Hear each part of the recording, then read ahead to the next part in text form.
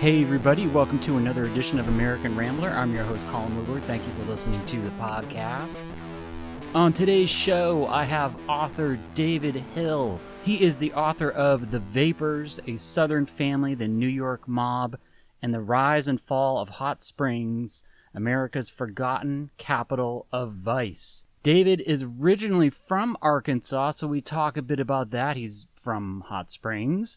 And we are going to talk about his book, but also his career as a writer. He has been a freelance writer, doing it full-time now. As I like to do, I like to talk to people about their background, how they got to where they are in the world, and writers especially. I like to know what secrets they have or what advice they might have for aspiring writers. David has written about sports for a long time, basketball, but also gambling, and he also has a podcast called Gamblers that you can check out on Spotify. I have listened to it. It's a good podcast. So, a man of many writing talents. David is now in New York, although he spent a year in Hot Springs to write the book. And Hot Springs is one of those towns that it was a tourist town a long time ago, for the gambling, but it attracted people as diverse as Al Capone and Babe Ruth. Back in the day, people like Bonnie and Clyde would pass through there, and it has a history as a colorful place.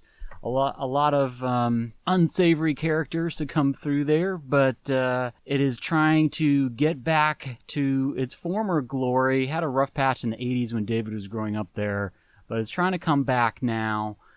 So it's kind of a complicated story because gambling was never really legal in Arkansas, but Hot Springs got away with it for a while until the governorship of Winthrop Rockefeller, who is one of the better Arkansas governors. He didn't serve as long as people like Orville Faubus or Bill Clinton or Mike Huckabee for that matter, but had an enormous impact as a Republican in a Democratic state. He tried to do a lot of things, and one of them was crack down on gambling in Hot Springs, which maybe wasn't really a great idea. Didn't seem to help Rockefeller politically all that much, but it certainly did a lot of damage to Hot Springs. So my talk with David about his book and about that Hot Springs story is coming up. What's been going on? Well, I don't know. It feels like I haven't done a podcast in a while, at least doing an intro or whatever. I have been doing some interviews, but they've been in the can and trying to find the time to edit them and get them out there. I don't think this is unusual among podcasters right now. Some of my favorite podcasters have had to slow down because they're back at work now that we are post-vax, and they're trying to do their thing on the podcasting mic, but it's not been easy. So I've been waiting patiently for some of my favorite podcasts to come back, and having to wait a while. And I think it's been almost a month since I've done one, and not for not wanting to do it. I've been having a hard time finding the time, winding up my work at Hampton-Sydney College before beginning my new position, which is kind of an old position back at Stratford Hall. Couldn't really get anything else, so thankfully Kelly Dietz at Stratford was able to get me a position essentially doing what I was doing with some new things to do thrown in there. But I will be starting that on July 1st. And yeah, it hasn't been an easy last couple of years, and was a pretty lonely experience being the project archivist out of Hampton-Sydney, just kind of working on this collection every day I was out there. A very long drive through Amelia County and some other counties, which are not great. So it was kind of the loneliest 2-year experience at work that I have had. So it will be nice to get back to familiar territory at Stratford and among familiar folks, most of which a lot of them are still there, haven't been gone that long, but has been going through a transitional period. And I'm sure we'll continue to do so with our minds and attention ever on the financial stream. But visitors have been coming back, so that's good. And so if you need to get a hold of me, I will be back at Stratford Hall soon. A lot of other things going on with the kids starting summer vacation, and we've been on some trips already and got another one planned in July. So now that everyone is vaxxed, we're going out more. The roads are full of people fleeing or going to vacations, whatever they are doing. I-95 was pretty crazy when I was on the road a few weeks ago. That is going north and through New York City and all the other metro areas. But, people have been cooped up for over a year, so I don't blame them. I'm trying to get out there. But when you go on some trips and you have work and kids and other things thrown in, hard to get anything else done. So if you like this podcast and you've been waiting for an episode, I apologize for a bit of a delay, but I have a lot planned for the summer. So once I get time, I will edit them and get them out to you. So I have some people on my calendar that I'm talking to soon. So no shortage of content. Just trying to do the impossible some days and get all of your regular work done and also do your hobbies, which can become kind of a part-time job. But anyway, had a good talk with David. It is a long one, so I won't blab on anymore. But definitely check out his book. It is a well-written, well-researched book that also has a family connection with him and Hot Springs. So I think you'll enjoy it. And the book is done very well. A lot of reviews on Amazon. And David has been pleased with that. But if you're looking for it doesn't have to be summer reading, but I think you would enjoy it if you're at the beach or whatever. It does read like fiction, so definitely check out the Vapers. All right, here it is, my talk with David Hill. Well, thanks for talking with me today. I'm looking forward to talk about the book. And how long has it been out now? It came out in July of 2020. So okay, how's it been doing? Been doing good. Yeah, I think it's been doing a lot better than anybody planned or expected it to do, which is a good thing. I'd much rather be exceeding low expectations than just missing high ones.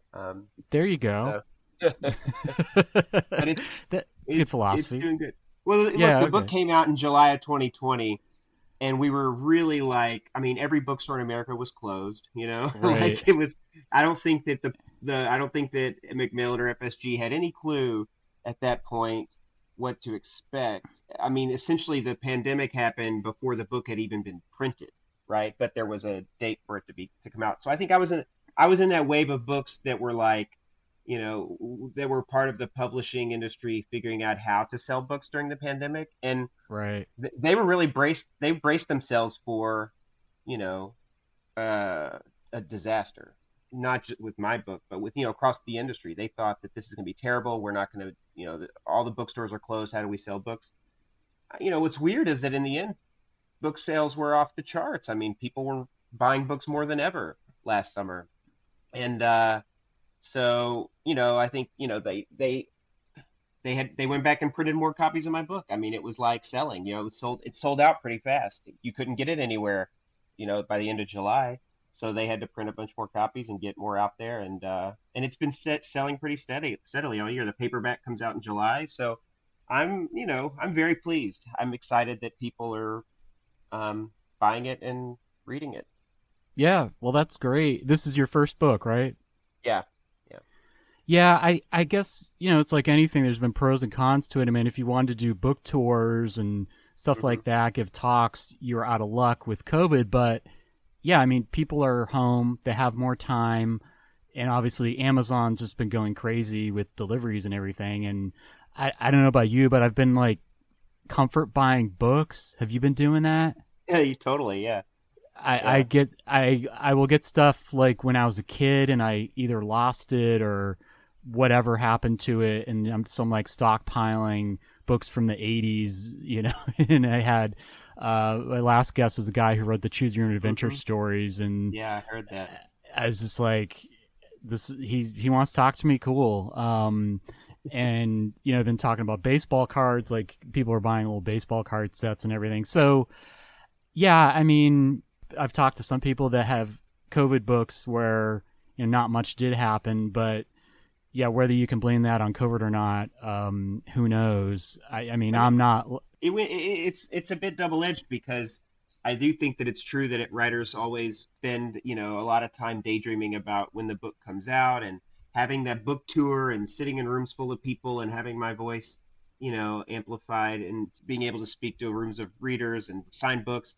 That's a kind of I'm sure every writer likes to have their ego stroked in that way, but I didn't get to do any of that. But the flip side is that I got to do kind of like virtual events everywhere. I got to talk to Yeah. people in places that I wouldn't have gotten to go. I mean, if I was going to do a quote unquote book tour, they were probably, I think they were planning on sending me to like, Arkansas, Atlanta, whatever, Texas, maybe DC. I mean, I was going to go to a few places, but it wasn't going to be nothing big. But because of COVID and because bookstores were trying to figure out how to do events virtually, suddenly I'm able to do events everywhere, Right. and at each of those events, anyone could get on. So I think I actually probably got a chance to promote the book to more people because of COVID, ironically. Yeah. No, I agree with that. I mean 25 people is 25 people. So if you're cool just sitting in your study and doing a talk online, I mean, why not versus, flying somewhere or driving somewhere. And Yeah. I don't know what the trade press like process. I mean, I have an idea what the process is like, but like in terms of promotion, what exactly do they do for you? I mean, I know there's like advertisements probably they put out, but like in terms of speaking tours, is that all on you, or do they try to set you up with stuff? I think that it's different for every author and every book. Okay. Um, and I think that it has a lot to do with where the publisher, I mean, look, in some ways it's sort of unfair because the books they expect they're going to sell a lot of copies of are the books they're going to put the most money into marketing, which is kind of, Right. and so, Right. so then they sell even more books. But the thing that I was told was that, publishers they don't put a whole lot of stock in this idea that like, public appearances and personal appearances sell books. They like to do it. I think they like to do it for the author to help the author feel good. And I think they're in certain markets it might make sense. Like for my book, obviously, it would make a lot of sense for me to have done personal events in Arkansas because of the regional interest there. But outside of like a couple of festivals or whatever, the idea of like the book tour and selling books through books appearances at bookstores is really not something that works anymore. So they don't invest a lot of money in that kind of stuff for most authors. So yeah, it pretty much falls on you. But honestly, I think that like a lot of book marketing falls on the author these days. It's even a part of how we sell books. I mean, when you write a book proposal, one of the things you have to put in the book proposal is like, what's your audience? How do you intend to market and sell the book to your audience? How many people subscribe to your newsletter or follow you on Twitter? So I think there is a sense that an author who can help sell books is you know, is a good author for a publisher. That all makes sense. And I've talked to people that have written for the academic presses versus trade presses. And one guy told me, he said, just because it's a trade press, they're not necessarily going to put all that much more into marketing.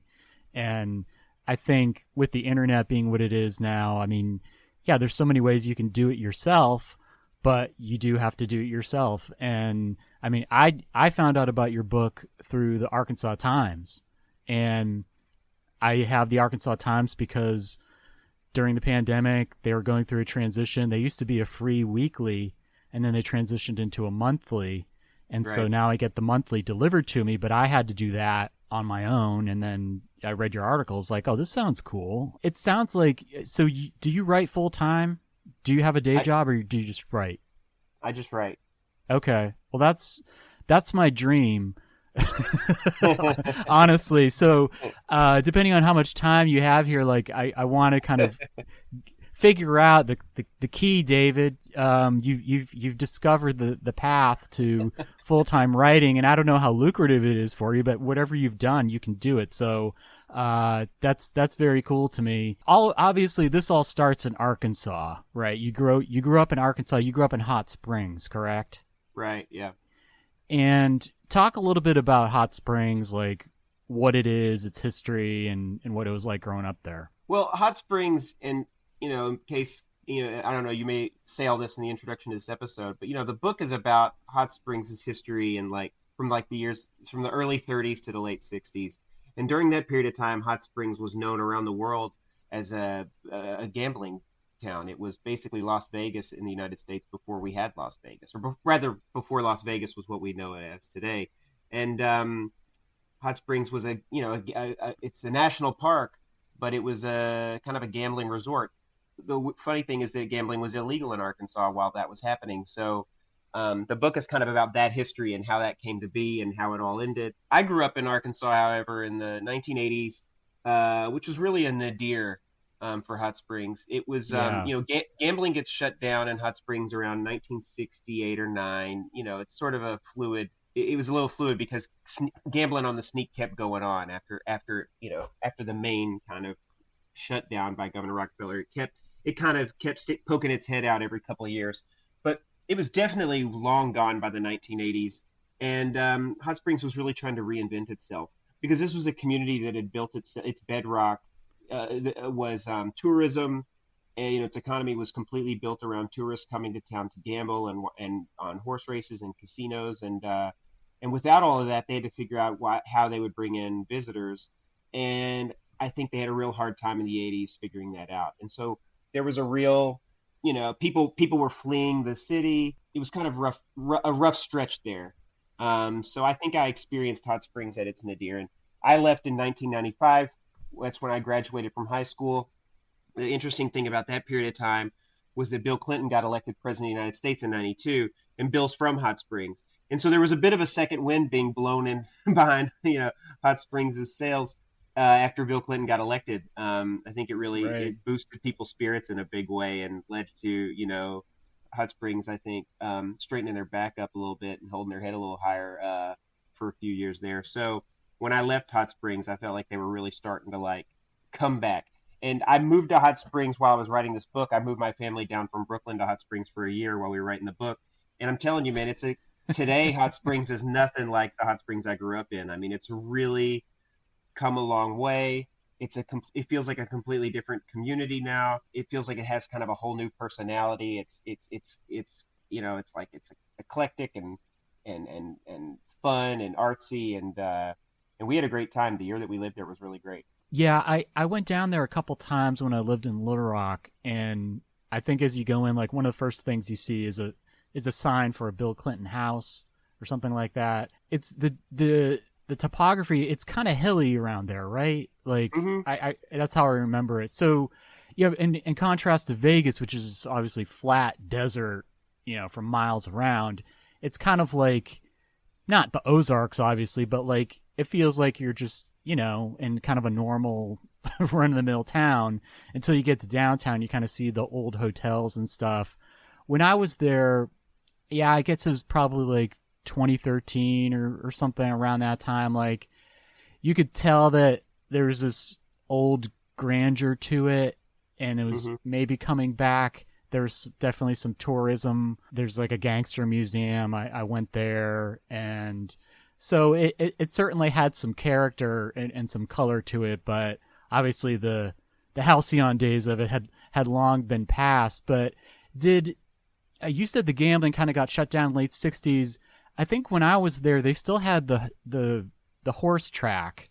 So did that come back later, or was that something that kind of just persisted throughout that period? Was gambling totally gone, or was it more the slot machine casino type of gambling? Well, horse racing stayed in Hot Springs through it all because horse racing was legal by statute. And I tell the story in my book about how horse racing came to be legal in Arkansas, and it was illegal at the period in the early 1930s when the kind of illegal casino owners who kind of ran Hot Springs, the Oaklawn, that's the name of the racetrack, was owned by some folks in St. Louis and by a family in St. Louis. And the illegal gamblers in Hot Springs wanted to get that racetrack open because they knew that if they could get it open, it would bring a lot of people. This is during the Depression, right? So tourists had stopped coming through and business was tough. So they really wanted to get that racetrack open. So they asked the folks that own the racetrack to come out. They said, hey, come open it. No one's going to mess with you. We're running casinos. What we're doing is illegal, and nobody's messing with us. So you should come and open up too, and no one's going to mess with you either. And they said, we don't want to do that. We don't want to get involved in, running the track illegally. especially since the last time they tried to do that, the National Guard came in and shut the racetrack down. So I think that was probably in their mind, when they were being asked to come open illegally. So what the gamblers said was, look, we can get the legislature to legalize horse racing and to let you open up legally, but we got to prove to the governor and to the legislature that it's going to work. So come open up for one season illegally and as a test run. And if you do that, we'll get it passed, in the legislature and get it legal for the next season. If we don't, we don't. But give us one season just to do it as a. So they did. They went down there and they ran the races illegally, and the legislature saw tens of thousands of people at the racetrack and got excited. So they passed the law and allowed Oaklawn to open up, and Oaklawn's been running it ever since. Now, Oaklawn racetrack opened up in I think in 1904 or something like that. So it's been open, it's over 100 years old, but there was a stretch there during, into the 20s and 30s where it was closed because the legislature had decided to shut them down. But they got them back open in the 30s. It's been open ever since. It's still open to this day, and it's bigger than ever right now. So horse racing has always been a part of life in Hot Springs. Even when I was a kid, everything revolved around the race meet. When the horse races were running, that was the boom time of the year. That's when everybody made their money. That's when everybody planned on, everybody built their year around what are we going to do during the race meet, because that's when tourists come to town. And that's because in the 1980s, if you wanted to bet on horses, you had to be at the track where they were running. We didn't have this stuff we have now where you could bet on the computer or bet over simulcast or bet on any race from any track. You really had to be there. So people who were big-time horse racing fans, they followed their horses from city to city. Well, and it's just to go back to Clinton for a second. It's interesting because, when I heard about Clinton, and part of the narrative and kind of like Clinton lore was that he was born in Hope, and this sort of, house down in Hope that I have seen is a cool house and stuff, kind of in southwestern Arkansas. Kind of feels like Texas. But in reality, he lived longer in Hot Springs, which is kind of like the gambling town, the seedy gambling, not seedy, but you know what I mean? And so I was like, okay, well, that makes a little bit more sense and kind of the way Clinton is. But Hope is sort of like the ideal, and Hot Springs kind of seems like more of the reality with his story. So I found that kind of funny. But when I was there and I was looking around, I was kind of like, I do feel like this is a town where the gambling needs to come back. I'm not necessarily like a pro gambling guy, but it seemed like the economy was so based on that to kind of take that away really just kind of pulled the carpet from underneath the town. And you said you were there at the nadir, so I'm guessing you're just kind of watching these old hotels and stuff kind of crumble before your eyes, and there's just not a lot of revenue. But yeah, it was rough. It was a tough time, and I think that Hot Springs, the things that Hot Springs was trying to do back then were kind of ill-fated. I mean, they tried to do things like a religious passion play. I think they wanted to appeal to a different. It's kind of like they went all the way the other direction, right? They thought we had this reputation of being a sin city, so let's develop a new reputation of being like a wholesome, pure, godly city. And I think they wanted to do this kind of Branson, clean, fun, family entertainment thing. That really just didn't take. Those kinds of cities that are tied to a certain economy, and in the 80s, this is a story kind of throughout America, right? I mean, whether it's a factory like where I grew up, the factories closed in the late 70s, early 80s, or whatever, so they're kind of living in these old factory towns where there are no jobs. Hot Springs has that same problem. But one figure you say that's amazing to me is that kind of at its height, Hot Springs is getting 5 million visitors a year. Yeah, this is like in the early 1960s, and the thing that the sort of case that I try to make in the book is that Hot Springs really rivaled Las Vegas. I mean, Las Vegas by the early 1960s was really off and running. So in some ways, Hot Springs was not going to catch Las Vegas. But the case that I make in the book is that they probably could have if they had legalized gambling. There were definitely a lot of people who were positioned to throw a lot of money behind Hot Springs if they had. Even with gambling being illegal, they were pulling in as many visitors. They were pulling in a whole lot, pretty comparable amount of money. So yeah, Hot Springs was. And if you were there in 2013, I mean, if you go to Hot Springs today, there's just these massive hotels in Hot Springs. It's like these hotels have never been full. These hotels were built in the 1960s, early 1960s, in anticipation of gambling being legalized, because they really thought like 5 million visitors a year was the starting point. They Yeah. had watched that number grow year after year. And so by the early 1960s, you've got the Teamsters Central State Pension Fund, right? The fund that built Las Vegas is showing up in Hot Springs and building hotels. And there are gigantic hotels in Hot Springs. Some of them are very old. Some of them were built in the early 60s, but they never saw full capacity because gambling gets shut down. And sort of, Las Vegas ends up winning that battle. But those buildings are still there today. Some of them have burned down. Some of them are still there, kind of crumbling. Some of them are operating at kind of limited capacity, like the kind of storied Arlington Hotel that anchors downtown Hot Springs. But you can just see when you go there, you can see like it sounds crazy that a small town like Hot Springs would have been that big, but if you go downtown, you can see the kind of ruins of what was once a very busy, bustling, resort town. And when you were growing up there, like, did you like it? Did you hate it? Like, were you like, I can't wait to get out of here? What were kind of your feelings toward the town? Well, I did get out of there, so I suppose I'd be Yeah, lying if I said I didn't want out. I mean, but I'd attribute that more to just being a teenager and a teenager from a right. small town. I feel like to me, I grew up, kind of poor in a small town, and I'd never traveled my whole life. I never been anywhere else, and so when I turned 18, I was eager to go to the biggest city I could get to. And I think that's something that a lot of small town kids feel. So I ended up in New York City, right? So, but Yeah, but you can't, you can't. That's a bit of a culture shock. And was there a lot of culture shock going back? You said you went from Brooklyn back for a year. I mean, you obviously knew this. You knew the city of Hot Springs, but your family, how were they? How were they with that? well, there was a little bit I mean, we were there for the election, and I think especially for my wife, but even for me a little bit, there was a bit of a political culture shock too, because the other thing that I noticed Yeah, about Arkansas was that politics in Arkansas have changed in a very stark way from when I lived there, right? I mean, I just mentioned right. about Bill Clinton becoming president, and he was the governor of Arkansas. He was from Hot Springs, but I mean, Hot Springs, I mean, Arkansas, up until 2010, it was run by the Democratic Party. It wasn't the most liberal state in America, but it by far wasn't the most conservative. I mean, it had, there were Republicans in the legislature. So there was maybe a Republican governor from time to time, but the Democrats really kind of ran the state, and always there were two Democratic senators, and there were three of the four congressional reps were Democrats. So I remembered Arkansas being this kind of like kinder, gentler Southern state.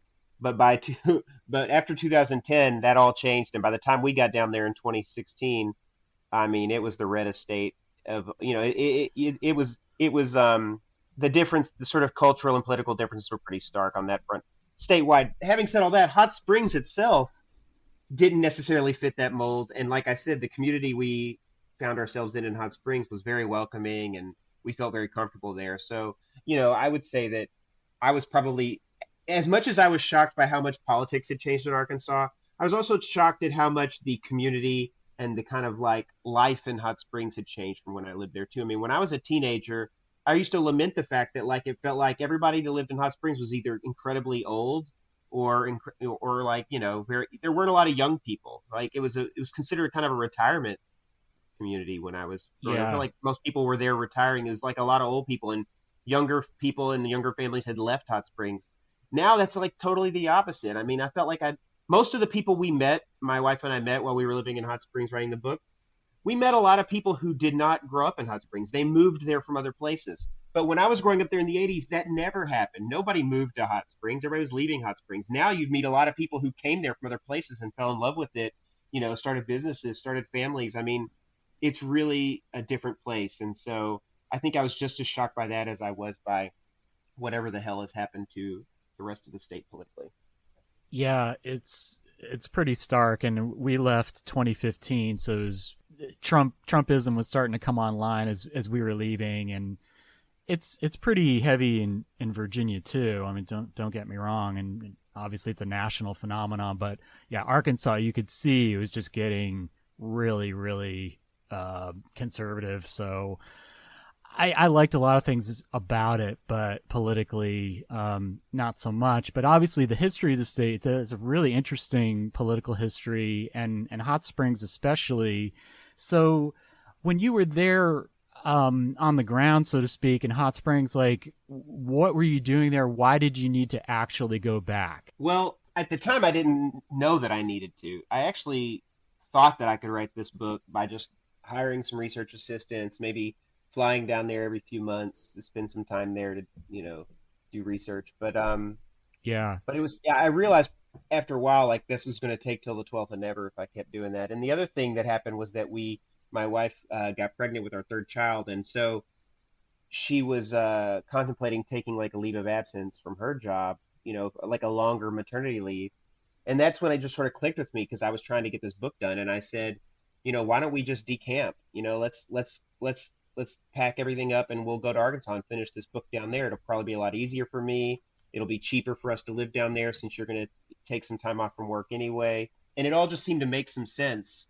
But when I got down there, so I'm saying that like initially the decision was both for the book but also for our family. But once we got down there, things just started moving so much quicker, for the book that I realized like this, it was ridiculous that I ever thought I could write this book from afar. I mean, it made such a major Yeah. difference to be there on the ground, talking to people every day. I mean, look, it was both practically helpful to be there to do the kind of research I ended up doing, interviewing people, having them introduce me to other people, finding records and finding documents and things that I could have only found there. But it was also like kind of spiritually uh, helpful because I mean, I literally like walked past the Vapers every day from my house that I was renting to the coffee shop where I was writing. I was like walking in the shadows of these people that I was writing about. So it was a Yeah. lot easier for me to really put my head in Hot Springs while writing the book because my whole body and whole self was in Hot Springs while I was writing the book. Yeah. I think as a, it's like method writing or something. I think you do have to fully immerse yourself to a certain degree. I mean, obviously we can't go back in time, but I think, yeah, you going back to a place that you knew, seeing how it changed, talk to the people who lived through all this stuff is maybe not essential, but I think it makes for a better and richer book. And I mean, I'm reading the book and I'm enjoying it and the way you write. I mean, you really do. You kind of put us there. It's written in a way. It reads like fiction. I mean, you've got all these characters who are kind of bigger than life. But maybe talk about, you mentioned the Vapers. Talk about what that is and why well, that's the title of the book. So maybe just talk about what the Vapers is. Yeah, the book's called The Vapors, although I often tell people, people especially from Hot Springs who read the book and wonder like why is there not more about the Vapors in the book? Like this is not the book isn't necessarily about the club The Vapors. Right. Uh, I loved it as a title. I mean, it's an important club in the story. The book weaves the stories of three people together, right? Like there's three different people's lives that the book looks at.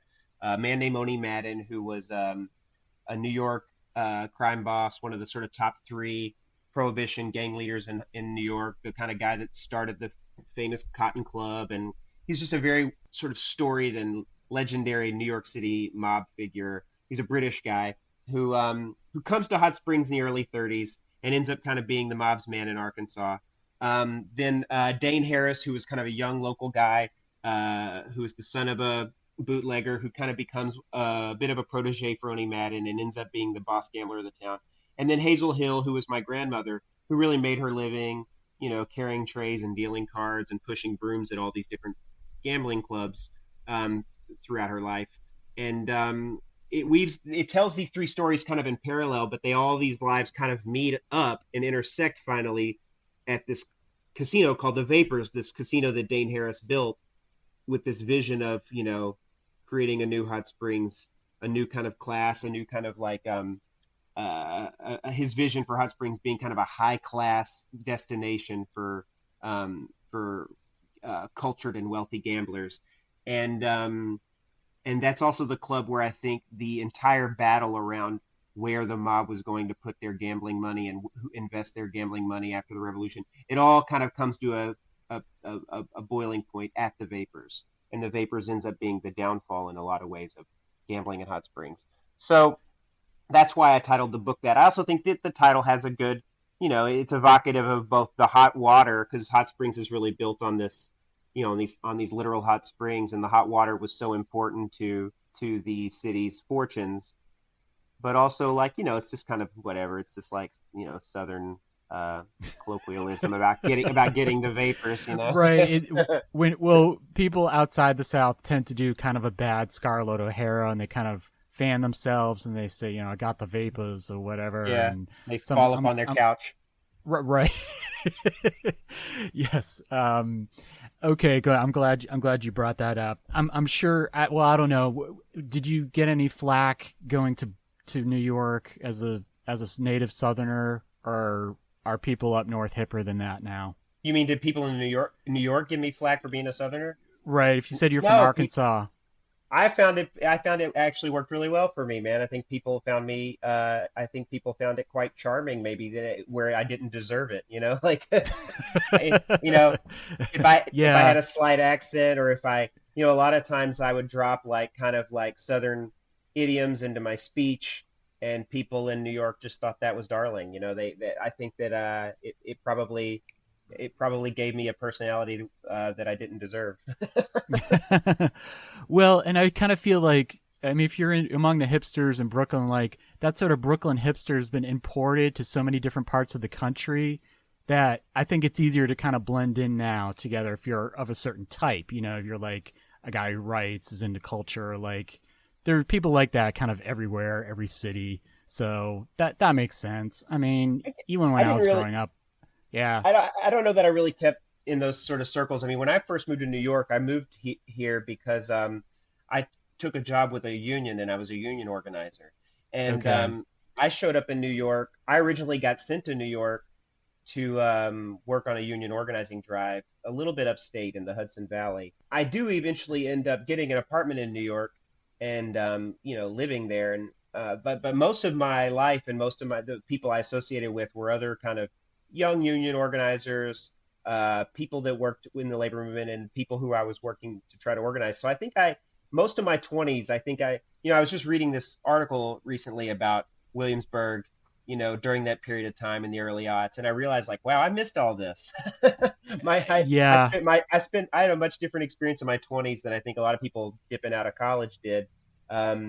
So, but also there again, I think it helped me as a union organizer to be a Southerner, because I think that it gave me an entry point, maybe, with a lot of folks that I was trying to, like, get them to allow me into their homes or their communities or whatever. And so often these were immigrant communities, and I was different too. I don't know. I think it Yeah. might have been a plus. Well, and so many states in the South are right to work states anyway. They're not friendly to the union. So you're sort of, people that are welcoming you with open arms to a certain degree. And so I would imagine, you had a lot you could do up there versus, I'm guessing Arkansas, that's a right to work state, right? It is, but I started my career as a union organizer in Texas and Arkansas. I was Okay. working in Texas and Arkansas and Missouri before I got sent to New York to help out on a campaign. The thing is, the campaign I got sent to help out on New York, we ended up winning, and I ended up staying there for a long time, and eventually just decided I would move there. I had friends that were living in New York City. I started dating somebody, and so I just decided to stay in New York and not come back down to the South. But I did start my career in the South, and when I was in college in Texas, I had a job. One of my many jobs I had while I was in college, I joined the union. I was a union member. I was a state employee, so I joined CWA, and that's kind of how I got started in the labor movement. Was just getting involved in my own union as a college Okay. student, and they were like, "Hey, you should look into coming to work as a union organizer." So that was appealing to me. So I dropped out of college and hit the road. Where were you in college? The University of Texas. At Austin. Yeah, Okay. Well, that's a pretty progressive town, but you yeah. just you didn't finish, you wanted to work. Well, it was like, I feel stupid about it, right? Because I actually left. I Yeah, dropped out no, of no. college. I had one semester to go, but it was like I really planned it so stupid that, like, that semester was going to be a tough one because I, like, backloaded all the, like, hard stuff. But Oh, also, yeah. like, I was working three jobs at that point. I mean, I was like, I didn't have a typical college experience. I mean, I never lived in a dorm because I didn't know to sign up for a dorm, so I showed up in Austin without anywhere to live. I had to like find a place to live once I got there. It was because when I showed up at college, I just assumed that they give you a place, like Yeah. I was like, where do I live? And they were like, well, I don't know where you live. And so, I mean, I've got all my bags and stuff, and I had nowhere to live. I had to go find an apartment that day. But Oh like, wow. I had, I worked to pay my way through college. I had 3 jobs by the time I left, and my schedule was just untenable. I couldn't handle it anymore. So I think the weight of it was crushing me. But also, like I said, I was getting involved as an activist in my own union, and that was really exciting stuff to me. I was getting, I felt a lot of like sense of kind of real mission about it. And so when the union said, we'll give you a job if you want to go on the road for us, I jumped at it. And Yeah. suddenly a philosophy degree didn't seem like such an important thing for me to finish. Well, good for you, man. I mean, you're a writer now. You're full time, man. So that's great. When I mean you were in the union, obviously, did that help you? Is this a stupid question? Did that help you get writing gigs? Were you writing for the union? Like, what were you doing beyond like No, organizing membership stuff?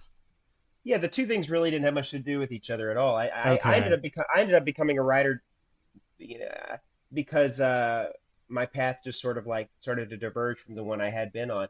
I would say this though, I have thought about this a bit, and I think that being a union organizer definitely made me a better writer because that work is just listening to people tell you their life story. That's what I did for over a decade. I traveled around America, knocked on people's doors, asked them to allow me to come into their home, and then I sat and listened to them while they told me their life story. And I think that like that probably trained me to tell Yeah. stories, Yeah. and to understand, you know, people from different kind of different walks of life and different communities and cultures, and I think that helped me a lot. But I definitely didn't do this work thinking that I was headed towards a career as a writer. This is really kind of a second act for me. But the union that I happened to be working for kind of it went into this sort of civil war and it imploded on itself. And at the same time, I had a lot of like personal crises. My dad was dying. I had my wife was pregnant. We were about to have a child, and sort of things just kind of got overwhelming for me. So I left the labor movement, and I took a job. I was still doing stuff with unions for a while, but I was also writing on the side, and I ended up finding myself working for the Writers Guild of America, which is a writers union, which seemed like a kind of an interesting place for me because I was already thinking about writing at that point, and had published a few things and had been considering whether or not that was a something I could do. And I worked at the Writers Guild. That was kind of my last stop in the labor movement as a union organizer, was the Writers Guild of America. Okay. And so did you start writing for New York publications or were you just kind of writing for The truth anything is, that looked good? I started out writing a basketball blog with some friends, and Okay. we this was during the sort of era when basketball blogs were kind of a thing, right? And blogging was a thing. So we had a basketball blog, and it was fun, and we weren't making any money on it, but people were reading it, and I was getting readers, and we were treating it very seriously. You know what I mean? I mean, we were editing our pieces, and we were, trying to do interviews, and we were really treating it like a lot of bloggers were back then, like it was a serious publication. I'm not sure what any of us thought was going to come of it. I just think we all thought it was fun and interesting to write like smart stuff about basketball, and I was a basketball fan, but I was also a fan of that type of writing. And anyway, and then I ended up doing a column for McSweeney's, which also I didn't get paid for. But I did this Okay. column called "Fading the Vig: A Gambler's Guide to Life," and it was a column about gambling and life in America.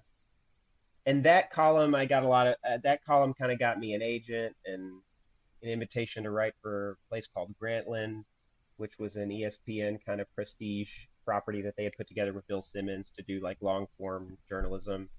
And so they invited me to pitch them and write stuff for them. And I think from there, that's when I started making money writing. as a freelancer, and yeah, and I got, like I said, I got an agent. I started like getting asked to write books or scripts or things like that, and I think I just sort of figured out. I mean, I didn't figure out how to make a living at it for a while. Like I had to piece it all together piece by piece, and in time, I would. Over time, I started to realize that I was making more money from the things I was writing than I was from my job, and then it became kind of a no-brainer to quit. But before that, it was sort of a side gig for me. It helped that I had a partner who had health insurance. I think that it's Right, right. that would have been a major concern. So Yeah. we're a family of five, and but my wife works and she has insurance at her job, and I write. So I think that's part of the secret sauce too, is to if is as many of those other kinds of expenses that you can get off of your plate. It makes it a little bit easier to be a full-time freelancer because freelancers don't have health benefits or pensions or anything like that. Right. Are you a poker guy? Yeah, I've definitely yeah, I play poker. And so when you're writing for the gambling publication, you said you had or you're writing for gambling blogs, you said at ESPN. Is that right? No, so I Oh, I'm wrote sorry. so McSweeney's is like they're like a literary journal, and Yeah. they used to have this thing every year where they would have a contest where you could submit a column idea, and if you won the contest, they'd give you a column, a weekly column, and so I submitted for it, and my column idea was that I would write a weekly column about gambling, but they were these like essays about that weren't really about gambling. They were more just sort of about life in America, and they were told through the lens of different bets that I had made throughout my life. Okay. And this column got, it did well. Like I think it was well received. I think, and I was surprised. I mean, I think I might have done four of them or five of them. I think 4 or 5 weeks into doing this column, and I was getting emails from agents and book editors and publishers, who were saying, write for us. Yeah. And most importantly, I got an email from an editor at Grantland, which had just started and was this big deal that everybody was excited about, which was, this kind of like sports. It was sports journalism, but it was going to be, kind of, I don't know, smart, kind of literary type magazine type sports journalism on the web. Yeah. And everybody was they were hiring a lot of big name writers. Now they didn't offer me a job, but they said, "Hey, do you want to pitch us some stuff? Do you want to write for us?" And so I did, and I wrote a couple of pieces for them, and then I started writing more for them, and I think that's where things really took a turn for me, and I started making more money as a freelancer. I realized that I had an opportunity to write for magazines and maybe write Okay. books. And I'm guessing you a big reader as a kid? Yeah, I think I was. I mean, I don't know. Look, I grew up in Hot Springs, Arkansas, where there was, where it's all relative, right? Like my kids today, I look at like, the kids the kids that they're around and the kids in this generation and how much they read, you know what I mean? I mean, I don't know. Yeah. It's all relative, right? But I Right. think Right. I think that I was definitely as a kid somebody I loved to read when I was a kid, and I loved to read even when I was in high school, and I was hung around a lot of kids and was a part of kind of a community where that was not a normal thing. So those two things together made me feel like I was a big reader, but Yeah. I Well, probably and I wasn't mean, as well read as a kid growing up in like Manhattan but or some shit. you study philosophy at UT Austin, so you're Yeah. probably reading some pretty heavy dudes there, right? Yeah, definitely. Yeah. Were you into the older guys or like the more modern, like whatever, like 18th century on? Like Well, this was who were your this guys? was the 90s, right? And so the 90s was like when people were very into this where postmodernism was like a big deal. And I was intrigued Yeah. by that stuff, but my department I was in Texas was more of a continental philosophy. And, Okay. I think that like the real like titans in that department were guys who were teaching things like, whatever, like metaphysics or Plato and Aristotle. Kant. Yeah, and Kant. So I think the things that were I was intrigued by and the things I thought that I wanted to read about that was not what that department specialized in, and I also think that like I first majored in philosophy, as a idiot, 19-year-old. because I maybe had a different idea what philosophy was too. Foucault, you big Foucault guy? Yeah, I liked Foucault. I definitely liked anything that was political and anything that was like, Yeah. that was. I liked anything that felt radical and felt like it was edgy, because I was a college student. And looking back on it now, I feel bad because, I probably could have learned a lot more from a lot of really smart people if I had uh, given them a chance. Well, it's like when you're, like you said, it's like when you're 19, like you just, yeah, you pick a major and you Yeah, hope you like it. I mean, it's liberal arts. It's kind of, whether it has a lot of practical use, that's a little tricky if you're reading, philosophy, but it opens your mind and you are reading writers that have big names and stuff. Was there like stuff you're kind of reading on the side? Like, did you read more like the literary guys who were gamblers or had like a certain lifestyle? Did that appeal to you at all? Like these more 20th century, weirdo, borderline criminal kind of writers like Burroughs or something like that? Were you reading those dudes too?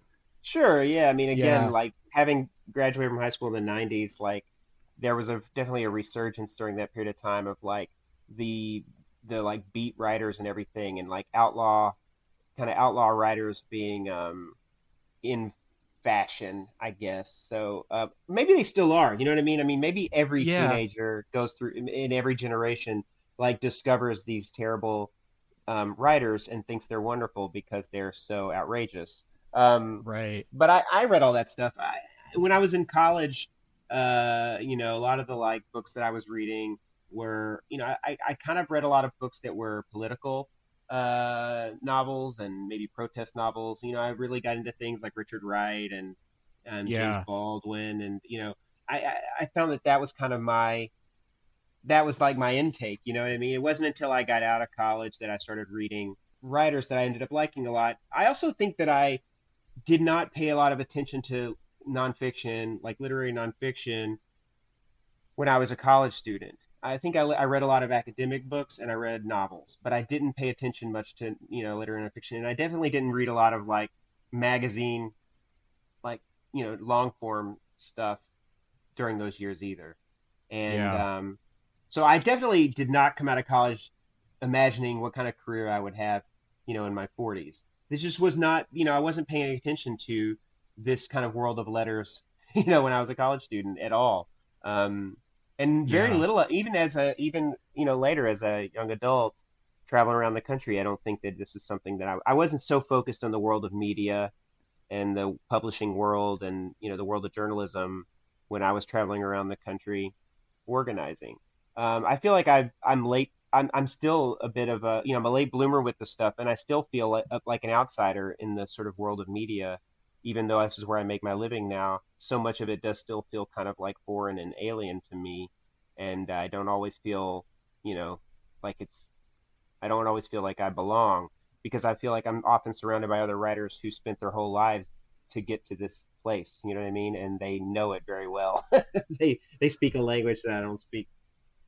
Really? I'd like to meet them because it feels like things are so chaotic now in the media landscape. I mean, you figured it out, however you did it, and I think probably, yeah, like you said, like traveling around, talking to people, which is that's kind of an old school way of doing stuff and gathering information. But I think it sounds like that helped you. I mean, kind of, your It person did, to and person, it did, yeah, and all over the place. I think some feedback I've had from editors before. I mean, a lot of stories. Look, when you're a freelance writer, you eat what you kill, and like you're only going to get to write if you pitch good ideas. And I also think that a lot of editors, they don't really give a damn if you're a good writer or not because they're Right. editors. Like they're going to fix your bad writing, so they are looking for the idea, and that's what you're selling. As a freelance writer, you're selling the idea that you have, and if it's a good idea, they'll buy it. And if they think you're a shitty writer, they'll help you. They'll work with your copy to make it better. That's kind of, I think, Yeah. the attitude. So, what's helped me, I think, is that I've had some ideas that, I've pitched ideas that editors liked that were different.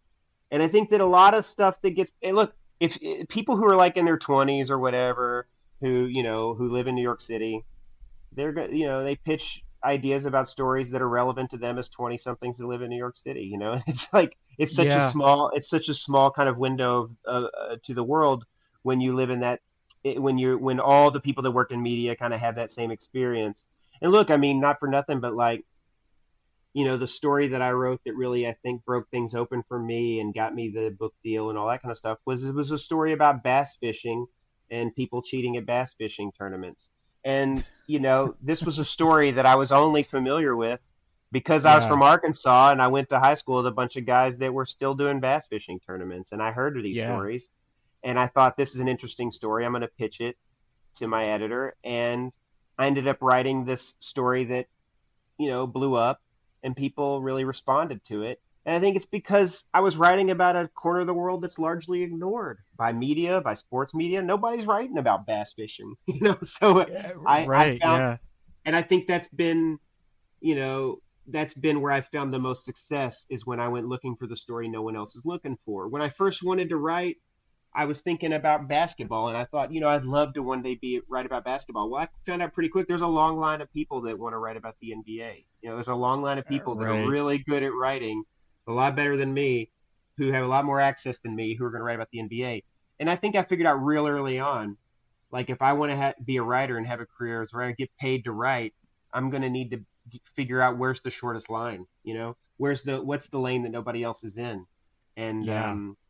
and to do that I had to think about, well, what do I know, what's the world I know, what am I interested in that nobody else is interested in? And for me, that was games, that was gambling, that was the South, that was that was there were certain uh topics that I think that I was that I already kind of had a kind of a real and sincere interest and involvement in, that I thought, well, maybe there's stories here that I could tell. And gambling has become a big one for me. I grew up in this town and I grew up around a lot of gamblers, and it was a world that I knew really well. And I've written a lot of gambling stories. I did this podcast about gamblers for Spotify last year, and I think that it's interesting to me that so many people are interested in gamblers, but not a lot of writers write about them. And so that's been, I don't know, that's been kind of a beat for me. And it's totally just because I went looking for, went looking for what that lane is. What's something about me that's maybe unique, or, you know, um, what's a story that only I could write, maybe. And it's Yeah. hard. It's hard to find those. It's hard to find those stories. It's hard to find those ideas. But when you find them, you'll sell them because editors are looking for them. They get the same pitches over and over and over. And were you able to take advantage that huge? I don't know if it's still as big as it was, but like the last 15, 20 years, the poker playing and like televised poker and stuff. It's something I never saw growing up. I think it's kind of a cable, more recent 21st century thing. But were you able to kind of take advantage of that, or did you just think you just kind of were lucky that people liked what you were writing? Was there like a real demand for poker or gambling stories per se, or was it just sort of something you had luck writing about? Well, it's funny, with poker, there was, when I first started writing, call it like 2011, 2012, poker was huge. And Okay. it was really big. And so I actually thought that that was a place where I would probably be able to like do some work. So I remember when Grantland first asked me to write for them and pitch some ideas. The first story I wrote for Grantland was about hot springs, and if you go back and read it, it's in a lot of ways was sort of the genesis for this, the germ of the idea that became the Vapers. But they said, that was great. We liked that story a lot. What do you want to do next? And I said, I want to write about the World Series of Poker. I said, I'd like to go out and, I used to go every year, starting in like 2001. I read the Harper story that Jim McManus wrote in 2000 about it, and I started going every year in 2000, from 2001. Me and my friends had gone to Vegas for the World Series every single year. I said, I really want to write about this. This is a world that I know really well. I think that I could write a good story. I've read every book about the World Series of Poker, and I'd love it if you'd let me write about it. And they said, oh, we'd love to, but we're sending Colson Whitehead, and we're staking him to play in the World Series. And I was like, oh yeah, okay, that makes sense. But I remember being like, so jealous, because I mean, Yeah. they staked him and put him in the main event, and he wrote. They let him write like basically I mean, the pieces he wrote he turned it into a book, right? The Noble Hustle, and Okay. Grantland published like I don't know. I mean, I want to call it like 20,000 words. I mean, it was a two-part piece that was huge, and obviously he then worked that into a whole book. So he got a lot out of that year. But poker was huge that year, and everybody was interested in it. So of course, the point of the story is that it was big enough that actually good, accomplished, well-known writers were writing about poker. So Yeah. Yeah. there again, it was a long line, like the same way that the NBA was a long line for me. I thought poker would be a short line, and it wasn't because in 2012, people were like, "Oh no, Colson Whitehead's writing about poker for us." Now fast forward, whatever, 4 years later, and it's like it's dead. Poker cratered, and now it's like I could write Right. about poker. It's like I got to beg places to let me write about poker at all. Um, so when I first got into this world, poker was huge, and I felt like I could have done good work there, but there was plenty of other folks in line saying, "Let me write about poker." Okay. My timing was off So there. yeah, no, I mean it's a tough market, and right. I mean, sometimes obviously there's the first person that has kind of the idea or the book that sets the stage, but then the market gets saturated with books about something, and then agents, publishers are like, yeah, we don't want that anymore. And I'm sure every writer, you might think you have a great idea, but like you said, it's not necessarily about the idea. It's just what the publishers are interested at that particular moment. And But I think saying, "Oh, I want to write about the World Series of Poker" was not a good enough idea. yeah, If you're Colson Whitehead playing in the World Series of Poker, that's a story because you are already somebody and you're playing in this event. So that's a story in and of itself. But for me, like a nobody to say, "Let me write about this about topic X," I think I learned early on that like that's not how you pitch stories. Like that's not an idea. That's you almost asking for an assignment, but you're basically asking the editor to either do all the work of figuring out the story or take a huge chance on you that you're going to find a story. And I think over the years I've learned that like no, you need a better pitch than that. well, I've been asked at job interviews like, "What's your elevator pitch?" I'm like, "Oh my god." That's some pressure, but yeah, no, I think you're right, and but it sounds like the Vapers had a long germination. You said like the early 2010s. You were kind of thinking about it. When did you decide you finally wanted to kind of go all in with it? Well, I wrote that story about bass fishing, and I had like people, ask me like, "Oh, will you turn it into a movie? Can we write a script?" Like a lot of people were interested in talking to me when that came out, and I was having lunch with an editor from a publishing house who was interested in me writing maybe a book about it. And just over that lunch, he said, "Do you have any other ideas?" And I said, "Well, yeah, I've often thought that I could maybe write a book about my hometown, but I, and I just sort of pitched the idea across the table to him. And I told him a little bit about Hot Springs, and he said, "That's amazing. I'd buy that book right now." So I Wow. went back to my agent and I spent a few months putting a book proposal together. I had, prior to that, it had never really dawned on me that like I should have prepared a proposal. Even after I wrote that first piece about Hot Springs for Grantland, I just don't think I think I needed somebody to come to me and say, "Yes, that is a book." For me to have the kind of, incentive to write the proposal. I don't think I would have ever done it on a wing and a prayer. So that was an Yeah. important conversation for me to have because I think it really lit a fire under me that like, hey, maybe there is a book here. And I'd never written a book proposal before, so I had to learn how to do all that.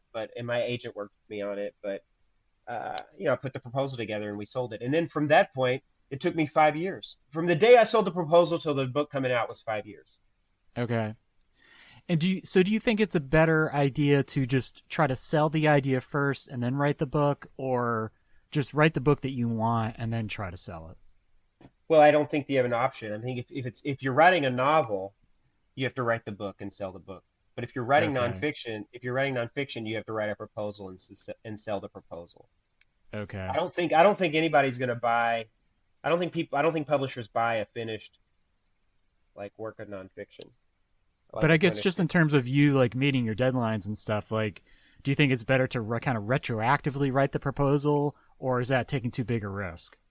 I honestly don't know. I mean, Yeah, I don't know that I don't know how much I would want to. I mean, I think yeah, the idea here is that like you're one of the things I learned writing the Vapers is like it was so much work and so much time and effort, and I started to kind of understand why they do it this way. I mean, you sell the proposal and get the advance because you're going to need that money to live on while you write the book. Because right. doing the research and the writing is such an all-encompassing. Now that may be true for fiction too. I honestly don't understand why. I mean, I don't write fiction, so I don't get why you have to like deliver a whole manuscript to sell the book. Maybe it's because they want to read it. I think it may be that what I was saying before about writing like magazine nonfiction is probably true in books too. That when you're writing fiction, it really is about are you a good writer? It's not necessarily do you have a good idea. When you're writing nonfiction, it's totally the idea and not the writing. So they want to know the idea, and then the editor is going to work with you a lot on shaping that idea into an interesting book.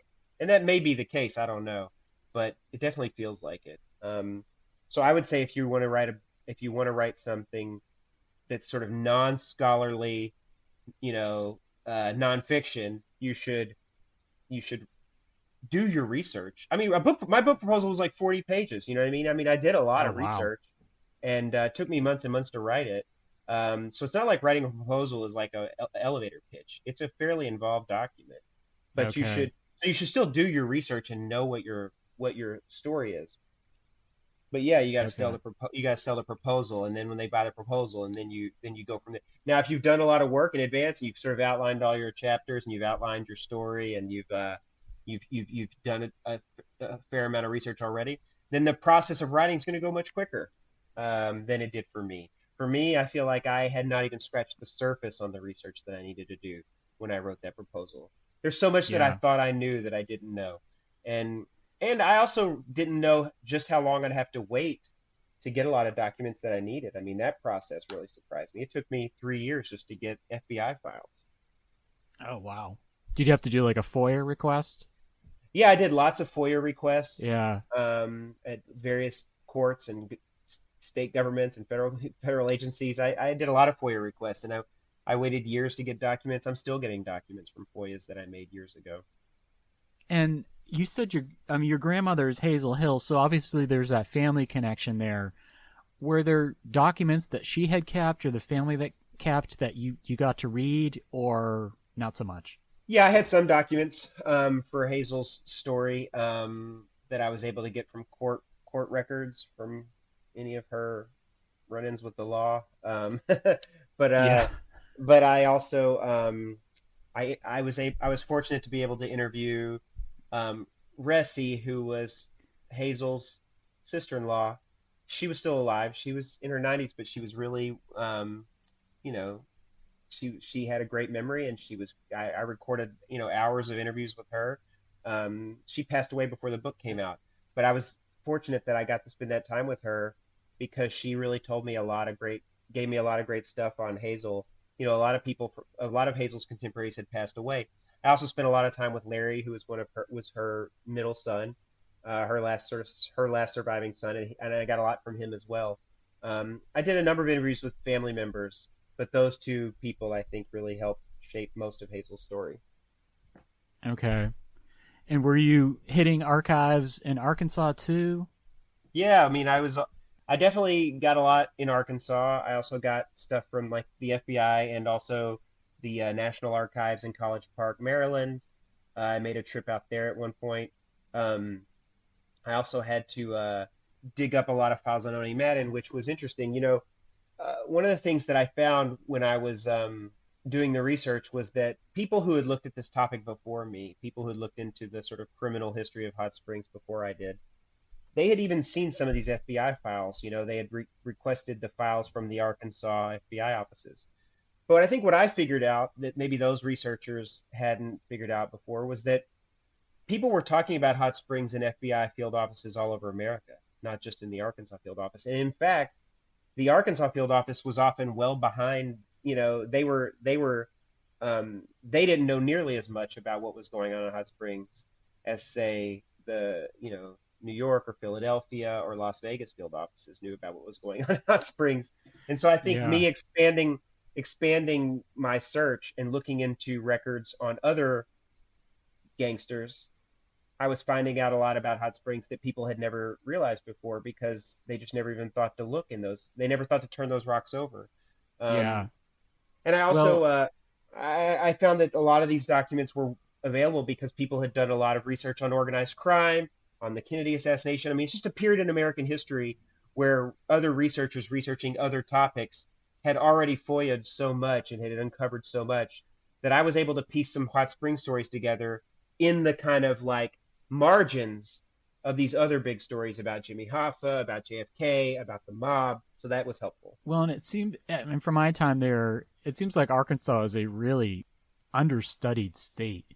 So I think if you have a good idea like you did, I mean, you can really find some great stuff. And I didn't know much about it, and I was able to do a lot of research. Well, not research per se about Hot Springs, but I come across a lot of documents and photos of the Rockefeller period and kind of his war on gambling in Hot Springs, which seems like that kind of changes everything, right? Is when Rockefeller moves on the slot machines and things like that. Is that kind of when Hot Springs starts to see a downward shift? Yeah, Rockefeller's definitely the end of things. And I originally was going to write the book all the way into the Rockefeller years. I proposed it that way. I thought that the ending of my book would end with Rockefeller and this guy Lynn Davis, who Rockefeller put in charge of the state police, who literally confiscated every slot machine in town and burned them and buried them 30 Right. feet underground, which I Yeah. wanted to end the book with because I felt like it was such a good juxtaposition with that same thing happening in Havana in Cuba during the revolution and the same thing happening with Fiorello LaGuardia in New York City. So there's three different parts of the story. We see these political leaders burning slot machines or destroying slot machines. And I thought that'd be fun to end the book that way. But the book was getting long. And when I got to Oni Madden's death and his funeral, it just felt like an ending.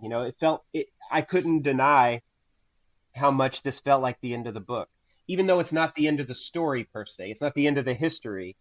It just was the end of my story here that I was telling, Yeah. And so it felt like poetic once I got to Oni's death. So I decided to end the book in 1965, and I have a prologue that kind of takes you through the events that happened over the next handful of years. But yeah, Rockefeller getting elected as a Republican, as the governor of Arkansas, was this seismic event. And it was something that happened completely in response to Orville Faubus and what happened with, segregation and the way that he had governed the state. And, Rockefeller he built a coalition of like wealthy Republicans and liberal Democrats and was able to take on the kind of the Dixiecrat establishment in Arkansas, and he got elected.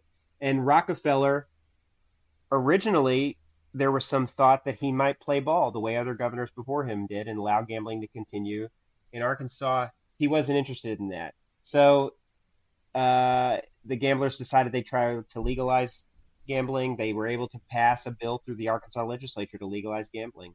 And Rockefeller vetoed it. And that was really the end. After that, Yeah. he sent the state police in and they closed everything down for good. At that point, though, Hot Springs had really wound down. I mean, Dane Harris and a lot of the big-time gamblers of Hot Springs had already closed up shop because of their fears that the FBI and the federal government, because of new laws that Robert Kennedy had passed, would figure out a way to shut them down themselves. That if the governor didn't do it, the FBI would. So a lot of the big shots had already figured out how to wind their operations down and get out of the business. But there was still a lot of gambling in Hot Springs because there were a lot of, kind of up and comers who weren't afraid of the FBI and wanted to keep it going. And they're the ones that Rockefeller really went after and had a war with in the 60s. And it's a fascinating story. I really think there's a whole other book there. I mean, they tried to kill him at one point. There was an attempt on his life. Somebody sabotaged his airplane so that it wouldn't land. And Oh, wow. he had to make an emergency landing and he nearly died. And he said afterwards that they knew this was going to happen and that it was gamblers in Hot Springs that were doing it to him, and that he wasn't afraid of them. So the stories in the late 60s and early 70s are pretty wild, but I just did not have enough real estate. I didn't have enough page count in my book that I could keep going. But I Yeah. wrote about it in my newsletter, and I think there's a whole nother story there about what happens in the like last chapter of Hot Springs. Oh, I didn't know that about Rockefeller, the attempt on his life. That's really interesting. Yeah, I think somebody needs to write a full-scale biography of Rockefeller at the very least because he had a really interesting life and the impact he Somebody had on Arkansas was immense. somebody is. I corresponded with a guy at the University of Arkansas who is Is writing it a book about John it. Kirk? I think that's might be who it was. He Okay. he shared with me some. He had access to a manuscript of Rockefeller's autobiography that was never published, and he has the manuscript. And I had asked him for some info from that I could use in the book, and he sent it to me. So I'll have to Okay. look. I don't remember I exactly. had heard about that. I should probably actually have John on the podcast because he's been really prolific and It is John Kirk. Yes. okay. Yeah, he's English, but he's been in Arkansas for a long time, and he's just published like crazy. And I had heard he was working on that biography, but I didn't know how far along he was. I mean, the papers that's where I worked, UA Little Rock. The papers on Rockefeller are just huge, so you could you could work on those a long time. But that's cool that he's doing that. Maybe just I know I've had you on in a while, but maybe talk a little bit about Hazel Hill and kind of what she did and how she features in the book. Well, Hazel shows up in Hot Springs in the early 1930s with her dad, and she's only a teenager. She's 16 years old. She's on the road with her dad. Her dad was a horse trainer. He trained race horses, but he was kind of a real lunch pail, kind of like, workaday trainer. And he followed the race meet, and he'd go begging horse owners to let him train their horses, hat in hand. So he didn't make a lot of money at this, but that was his life, and he stayed on the road. He takes Hazel with him on the road, and they end up in Hot Springs. She's 16 years old. She's working with her dad, and she gets tangled up with this guy, this married guy in town, and they end up in a relationship. And her dad leaves her there. He makes a deal with the boy's parents. I say boy, I mean he was much older than her, but he makes a deal with the parents that he's going to marry her and they're going to take care of her, and they buy his car from him, and he heads off to the next town and leaves Hazel behind in Hot Springs, which is I found to be kind of a shocking thing, right? That her dad abandoned her that way at that young age. But during people assured me that it wasn't that strange during those times and in that part of the world that, for something like that to happen. So Hazel basically starts a family at the age of 16, gets married with to this guy, and she's in love with Hot Springs. She thinks that it's the most, incredible city she's ever been to. It's just the bright lights and the music and the nightlife and the excitement and glamour of it all. She was just in love with it, but she was poor and she never really quite, was able to partake. It was always something that was just sort of out of reach for her. Her husband, they end up having three kids. He gets addicted to booze. He's very abusive, incredibly abusive, and then he ends up dying. I won't spoil too much of that part of the book for folks, but she ends up on her own with three kids. She gets addicted to various substances herself, and she really struggles to figure out how to make a living, how to keep her, how to raise her family, how to survive on her own, given her predilections and her addictions, and takes up with a string of guys to take her in, and ends up with one guy in particular who's a real bad dude. And so basically Hazel's life is it's just tragic. She never really catches a lucky break, but she also makes a lot of really bad decisions, and she faces a lot of terrible things throughout her life. But through it all, she is just completely motivated to make it work, and especially to work in and around this world of the gambling industry in Hot Springs, Arkansas. That is like the center of her universe, and that's where I think she sees herself, right? And so in a lot of ways, this book is about ambition. It's about her ambition. It's about Dane Harris's ambition to turn Hot Springs into something like, New York City or Las Vegas. It's about Oni Madden's ambition to be like a proper gangster. And all their ambitions, fall short. Hazel's maybe most dramatically of all.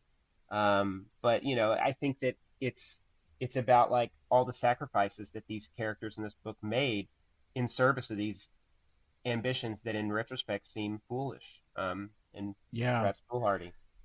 And she was a shill, is that right? Yeah, she worked as a shill. A shill is somebody who gambles with the house's money in order to keep games going or to attract players to tables or whatever. So she would sit at tables and gamble, but she would gamble with the house's money and she'd be paid an hourly wage to do that. She dealt cards sometimes. She waited tables. She did whatever job she could do in any of these clubs she could. But that's where she wanted to be. She wanted to be in the Yeah. clubs. Well, in a very rough economic time period, right? I mean, you're talking about the 1930s. When Well, did she start there? I'm she sorry. shows up in the early 30s, yeah, as a teenager, Yeah. but by the book kind of goes all the way into the mid 60s, and Yeah. by the early 1960s, she's got three teenagers, and she's really fully in the throes of like drug and alcohol addiction, Yeah. and at that point, Hot Springs was really rocking and rolling. I mean, that was a high watermark for Hot Springs was the early 60s. That's when it really felt like nothing was going to stop Hot Springs at that period of time.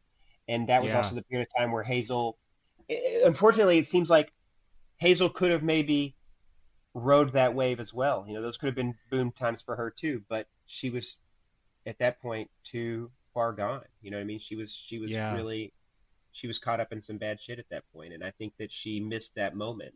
Well, Not that it would have mattered because that moment only was temporary, right? Even that moment was right. temporary. And for the people like Dane Harris who were making a fortune and felt like, their ship had really come in the early 60s, it all falls apart for them too.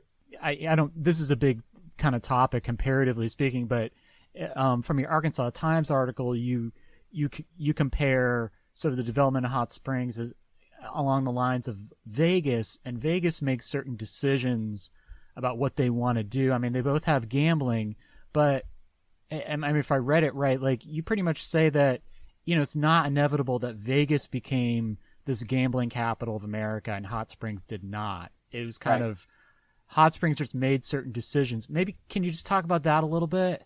Yeah, and I don't want to spoil too much about the book for people that might actually go read it, but you know, Hot Springs was definitely in the running, right? I mean, the question of gambling was the biggest business for the mob after Prohibition. That's how the mob made all their money after they couldn't make it in booze. And I mean, they were talking billions of dollars that the mob was making in gambling. And the vision for the mafia was that they would turn Havana into basically Monte Carlo. That's where they were all going to make a legitimate life for themselves as big time gambling bosses was in Havana, where it was going to be legal. And then there was a revolution, and then the revolutionaries kicked them out, and they had hundreds and hundreds of millions of dollars that they had to figure out what to do with.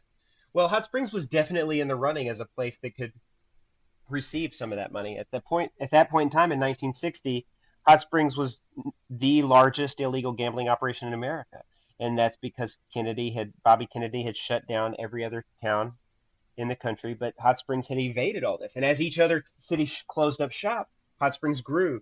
And so there's really just two places, Las Vegas and Hot Springs. And Las Vegas's advantage was that it was legal.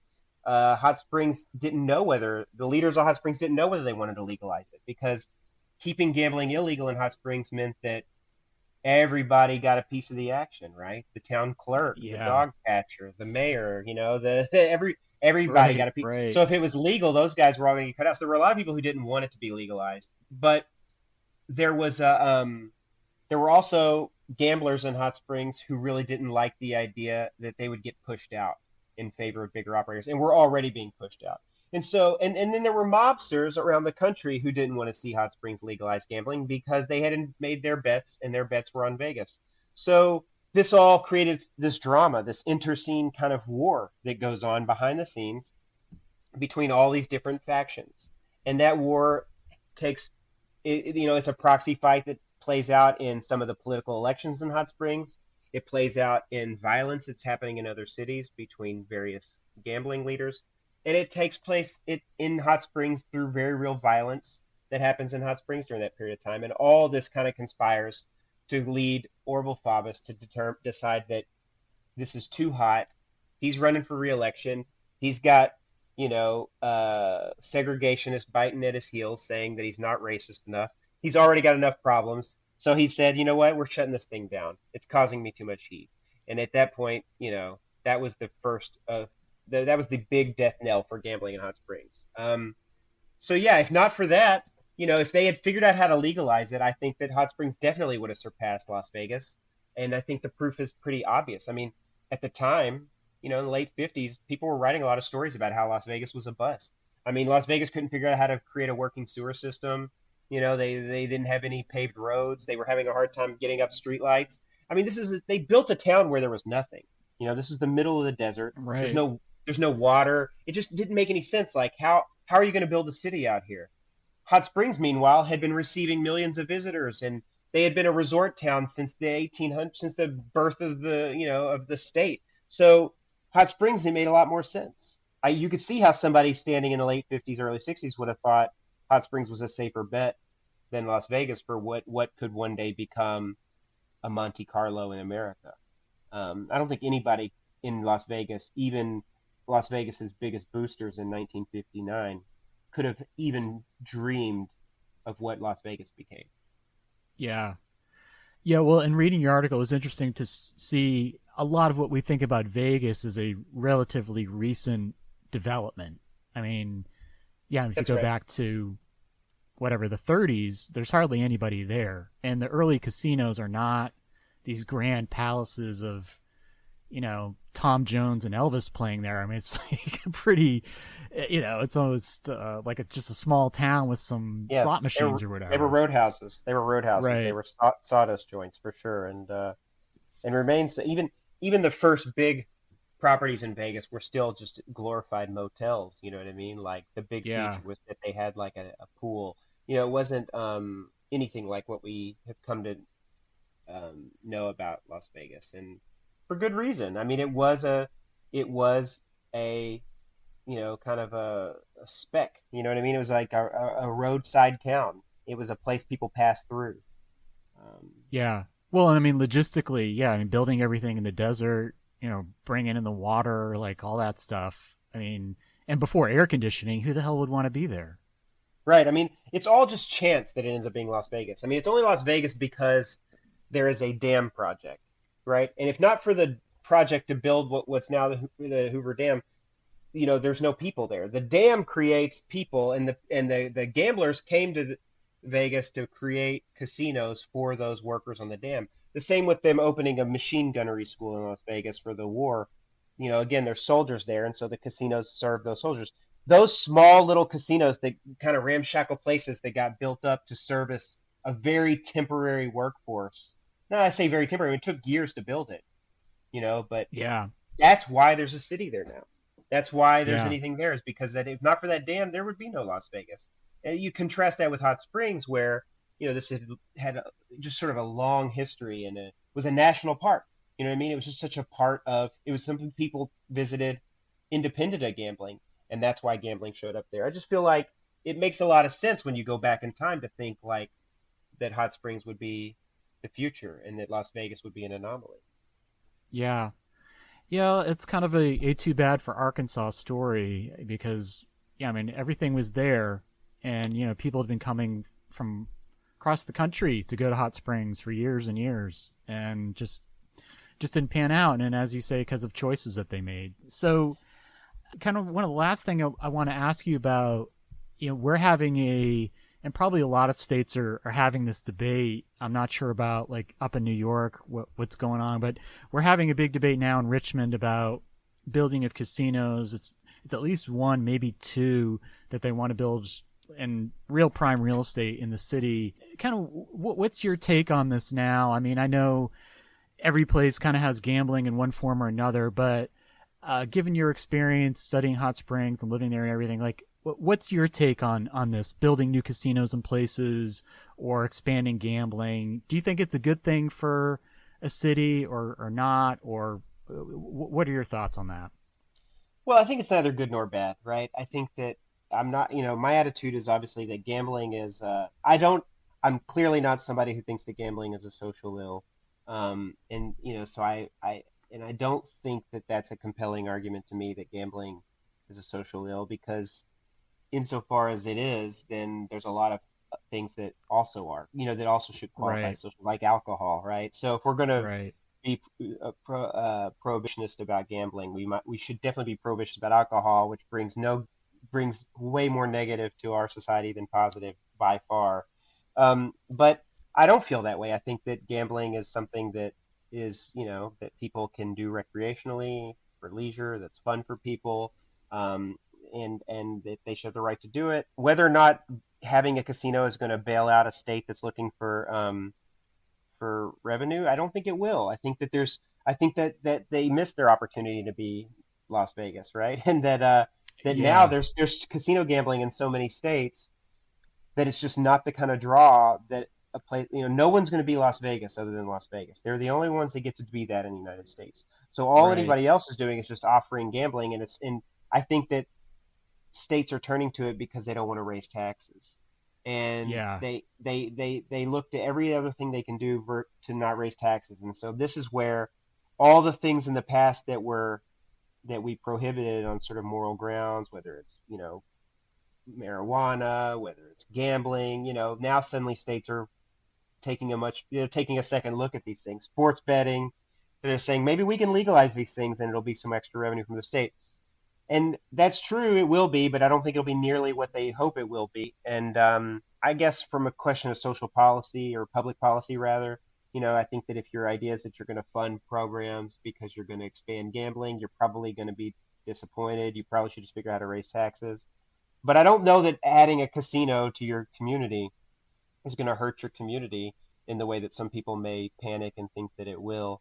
I mean, the better casino projects create good jobs especially if they're going to be union jobs. And Unite here is a union in the United States that is pretty good about securing union deals before these places even get built, so that the workers in these properties will be unionized. And they did a great job in Las Vegas, and I write about that in my article about how Vegas was the first city in America where like a cocktail waitress could put their kids through college, buy a house, have a pension, retire with a pension. Like there's no, that was a product of the union in Las Vegas. So some states are able to have those kinds of deals put together so that the projects will create good jobs. They're obviously often built with union labor, and they create good jobs for the people that are constructing them. But if the hope is that the tax revenue from the gambling is going to fill some big hole, I think that's just going to be difficult, because gambling is a business like anything else. It's going to have times where people are spending a lot of money, times when they're not spending much at all.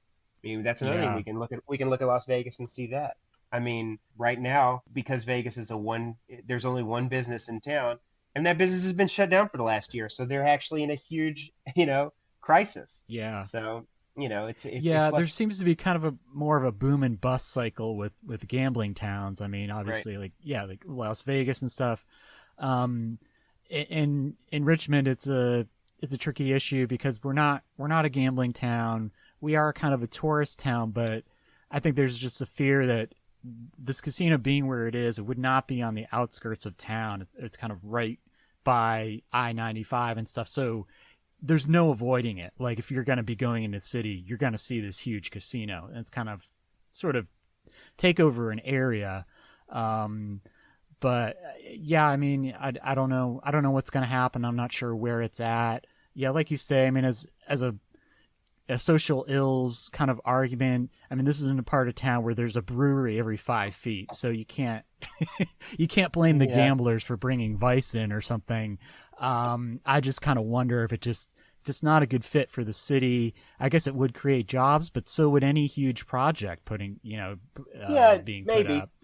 Maybe. I mean, that's the Yeah, thing. Like, I don't think anybody should give public money to a casino project. I don't believe public money should go into like building these kinds of like, these things. But I also don't right. think that like, I think that people have to divorce their attitudes about the activity too, right? I think that gambling is in some ways one of the last one of the last vices that we have to kind of get over. It really does break down around. I mean, people that don't gamble have this like idea about what gambling is that's completely weird, and it's all about that it's just totally pathological, right? Like people that don't gamble at all think that everyone that gambles is like, out of control, can't control themselves, just like complete degenerates, like hypnotized by slot machines. They can't imagine a world where gambling is fun. They can only imagine a world where people gamble because they are lured in by the promise of winning. And that's the problem, right? To me, it's like no different than somebody who doesn't drink, who thinks that everybody who has a glass of wine is like some sort of is battling some sort of alcoholism. But gambling, Right. not a lot of people gamble in this country, which is weird because in the 1950s, gambling was so popular. I mean, it was everybody in America gambled, right? I mean, in the 1950s, the three most popular sports in America were boxing, baseball, and horse racing because of gambling. People gambled on baseball in the stands while the game was going on. Bookmakers stood in the stands and took bets from people.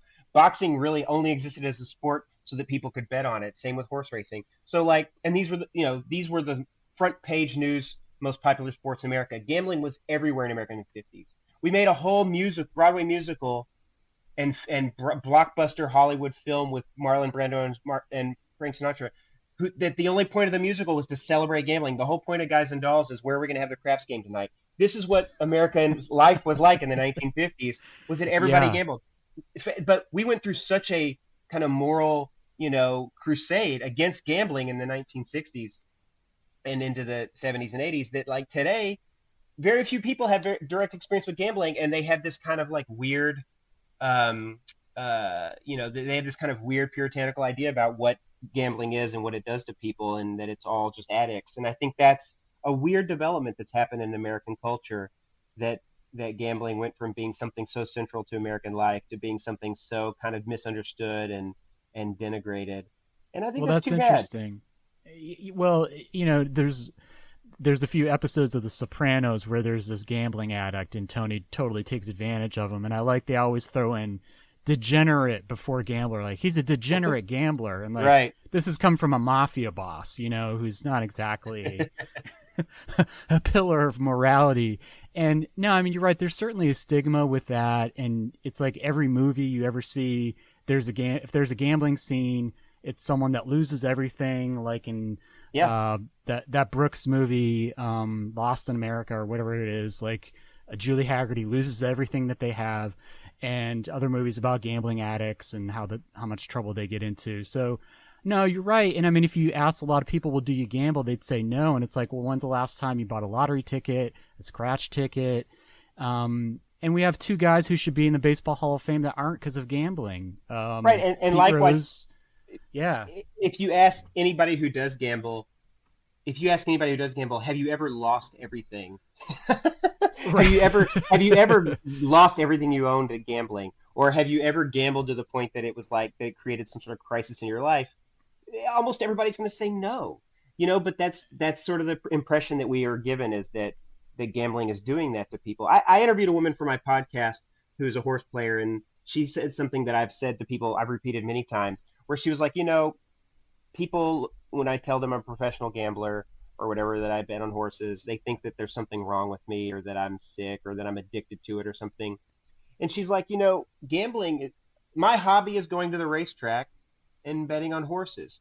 If my hobby was snowboarding, then this weekend I would be filling up my car with gas, driving out to the mountains, buying lift tickets, staying in a hotel, buying an expensive snowboard, and clothes and equipment, and then I would just go down a hill really fast, like 10 or 12 times, and that experience of going down a hill really fast 10 or 12 times would probably cost me $1,000, and nobody would think twice. No one would think that there's something wrong with me because I snowboard. No one would think like, God, you waste money on just going down a hill really fast on a board. Like, what's wrong with you?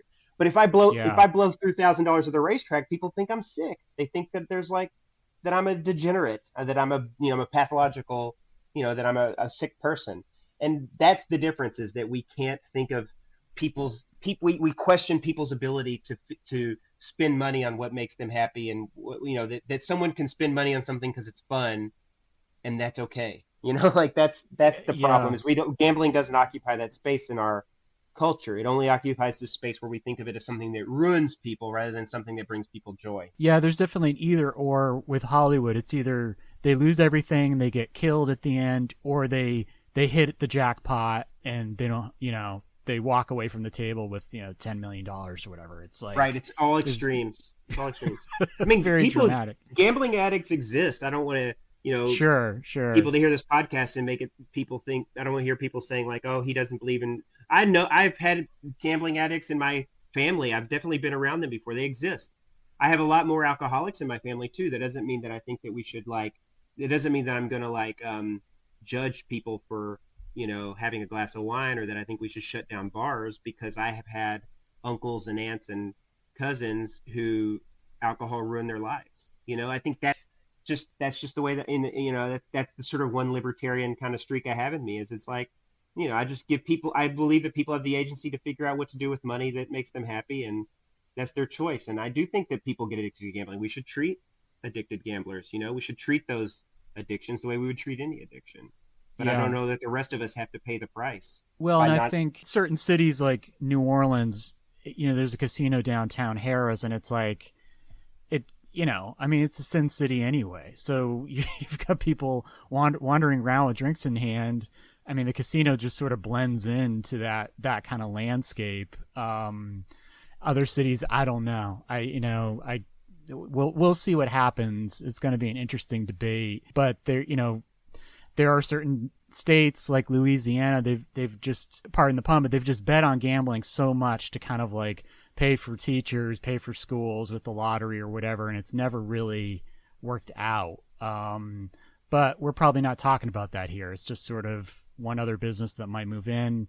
So some people are going to argue the slippery slope, that this is going to change everything. So we'll see. But it's a very odd timing coming after COVID. I think people are, kind of cautious generally about major projects in the city. But even like a place like Vegas, I mean, despite all the gambling, a lot of people are going because they want to go to buffets and they want to see the Moody Blues. It's not anything about... That's what happened in Las Vegas, was that they really turned the corner when they realized that they don't have to emphasize gambling. Yeah. And that's what happens in Hot Springs in my book, too. I mean, Dane Harris, the reason he becomes such a visionary leader is that he's the first guy in Hot Springs to say, hey, I'm going to spend $10,000 a week on bringing entertainers and shows to Hot Springs.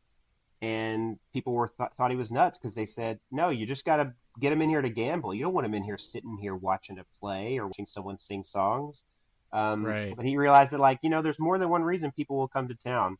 And the thing is that they wanted the gambling too. I think that's the thing that Las Vegas and gambling towns have figured out, is that people are going to gamble the way that they're going to play golf or something. It's an amenity, right? People want to go have fun and visit a place, but knowing that they can also play cards or play some slot machines while they're there, it's just another amenity. It's just another fun thing to do.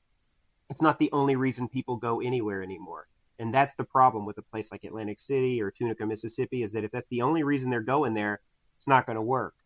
But if people are going to go there anyway, then you can offer them this amenity and they'll take advantage of it. Well, and that was sort of my thought seeing in Hot Springs. It was kind of like, if this city had, say, like a university, a fairly large university, or like a couple of liberal arts colleges, like it could be sort of a college town and a gambling town. It's not necessarily an either or, but when there's no diversity, yeah, you're just betting on the gambling to pull you through, and that might not work out long term. Well, I just don't believe there'll ever be any other gambling towns other than Vegas in America.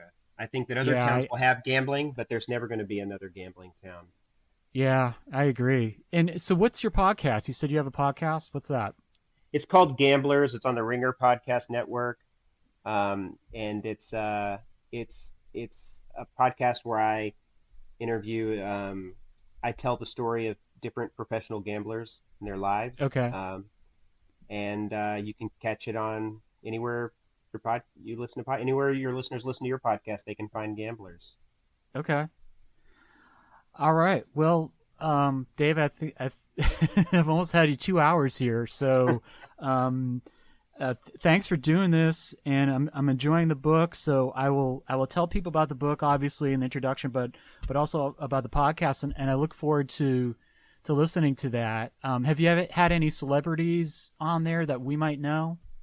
No, I did. Well, there's one professional poker player that people know, that some people know. His name's Phil Galfond, but I've intentionally tried to not make the show about kind of like whatever, the people everybody already knows. I try to, highlight people you maybe have never heard of before, Sure. and people who gamble on things you maybe never even knew people gambled on. So Yeah. hopefully Okay. it'll be a surprise for people. Yeah. All right, great. Well, good luck with the book and congratulations on that. Thanks, Colin. I really appreciate you doing this. All right, that was my talk with David Hill. I hope you enjoyed that. Check out his book. The title, once again, is The Vapers, A Southern Family, the New York Mob, and the Rise and Fall of Hot Springs, America's Forgotten Capital of Vice. You can also check out his podcast, Gamblers, which you can get on Spotify as part of the Ringer Network. And it is an entertaining and informative podcast if you don't know much about gambling, as I do not. Don't know how people manage to count cards and do the other tricks they do at the table. But obviously, if you do it well, you can make a lot of money. So if you're in the mood for something different, check out that podcast.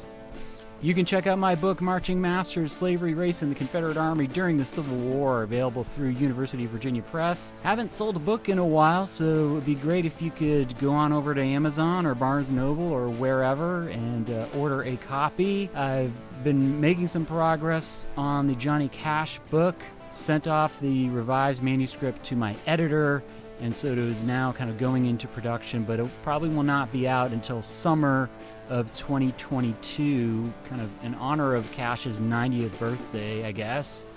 But it needs to be copy edited, and needs the layout and all that stuff. So I need to work on an index now and do some other things with photographs, and it's a complicated, long drawn out process that has, by the time it's done, it will have been about 10 years in the making from me first writing about Cash to getting the book published. So I'm sure there's some people in Arkansas who, once the book is out, they're like, oh my God, Colin was still working on this until now.